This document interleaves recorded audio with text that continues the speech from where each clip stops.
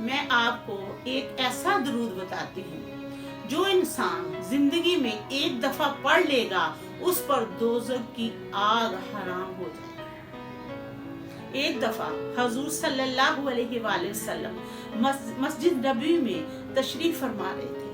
آپ کے پاس ایک عربی کے گاؤں والا آیا۔ اس کے پاس ایک بڑا سا برتن تھا جسے اس نے کپڑے سے ڈھانپ رکھا تھا۔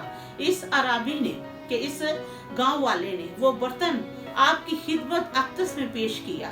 حضور صلی اللہ علیہ وآلہ وسلم نے پوچھا، اے عربی، اس برتن میں کیا ہے؟ اس نے عرض کیا،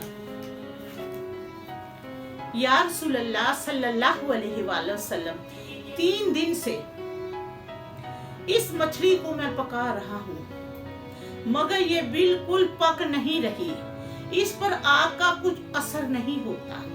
اب آپ صلی اللہ علیہ وآلہ وسلم کے پاس لایا ہوں کہ آپ صلی اللہ علیہ وآلہ وسلم اسے اچھی طرح جانتے ہیں۔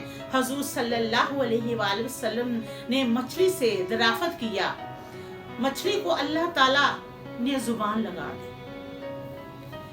اور وہ بولنے لگی۔ اس نے عرض کیا کہ میں پانی میں کھڑی تھی، ایک آدمی آیا، اس نے ایک درود پڑھا، وہ درود پڑھتا رہا، میں نے اس کی آواز سنی، میرے کانوں میں پوری طرح آواز گئی اور میں نے پورا درود شریف سن لیا۔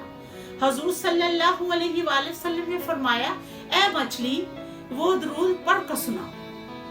چنانچہ اس مچھلی نے درود پڑھ کر سنایا۔ رسول صلی اللہ علیہ وآلہ وسلم نے حضرت علی رضی اللہ کو فرمایا کہ اے حضرت علی رضی اللہ عنہ، اس درود کو لکھ لو اور لوگوں کو بھی سکھاؤ، انشاءاللہ یہ درود پڑھنے والے پر دوزخ کی آگ حرام ہو جائے گی۔ لہٰذا اس درود پاک پڑھنے والے کو درود کا نام کیا؟ درود ماہی۔